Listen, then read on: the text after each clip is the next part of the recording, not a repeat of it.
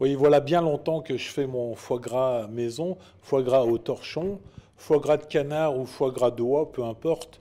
Mais c'est vrai qu'il y a bien longtemps que j'explique à mes clients, à mes amis, comment faire eux-mêmes leur foie gras, parce que c'est un plaisir de faire soi-même son foie gras pour les fêtes de fin d'année. Et chaque fois que j'ai pu l'expliquer à plein de personnes différentes, ils ont toujours réussi. Alors bien sûr, ils viennent plus m'en acheter en fin d'année, mais le plaisir de faire son foie gras l'emporte surtout. Donc son foie gras, il faut simplement demander à son boucher, à son charcutier, aller aux Halles de Lyon, aller trouver un bon fournisseur de foie gras, lui demander un foie gras français, IGP si possible, mais le demander événé. Événé, c'est-à-dire qu'il n'y a plus les veines à l'intérieur. Et c'est comme ça que je l'ai acheté ce matin. J'ai acheté un foie gras événé. Pourquoi? Parce que c'est vrai que c'est un tout petit peu plus cher, mais on a pour la consommatrice, pour la dame ou le monsieur qui vont faire son foie gras chez eux, enlever les veines du foie gras, c'est un travail qui est assez périlleux, qui demande une dextérité.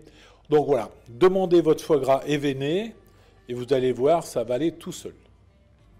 Nous prenons nos foie gras, on va les mettre à température. Les mettre à température, c'est-à-dire que le foie gras, quand il sort du frigo, il est dur, il est ferme. On va le laisser pendant 2 à 3 heures à température ambiante pour qu'il revienne à lui et qu'il soit malléable, qu'il soit mou, mais pour qu'on puisse le travailler.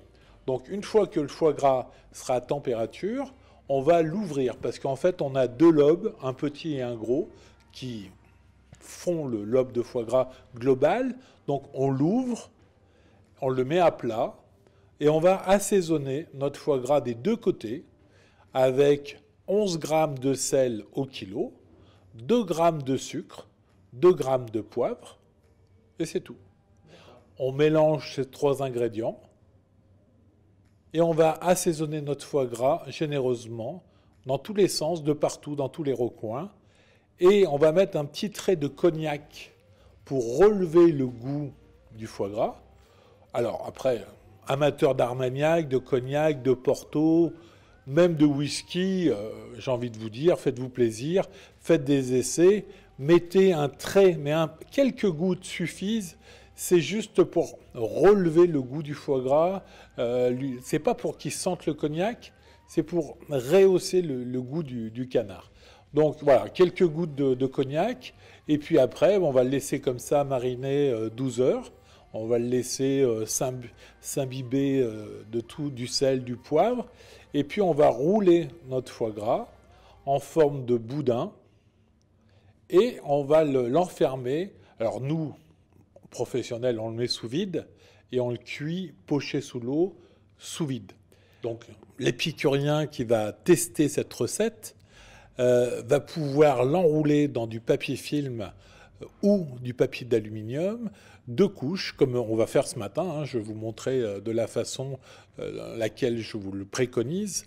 Et puis là-dessus, on va mettre un torchon ficelé qui va nous maintenir notre foie gras de façon, d'une forme qu'il ne puisse pas tomber à la cuisson, hein, se ramollir trop. Et puis la cuisson demande une eau frémissante, d'une casserole assez grande pour que le rouleau puisse rentrer facilement dedans. Et l'eau frémissante, on compte 6 à 7 minutes. Voilà. Tout dépend de la grosseur. Bon, ce matin, je vais vous faire un rouleau moyen. Il faut compter entre 6 et 7 minutes à eau frémissante. Une fois qu'on a nos 6 à 7 minutes de cuisson, on le retire et on le refroidit rapidement dans de l'eau glacée. Et on va pouvoir le mettre au frais et puis le conserver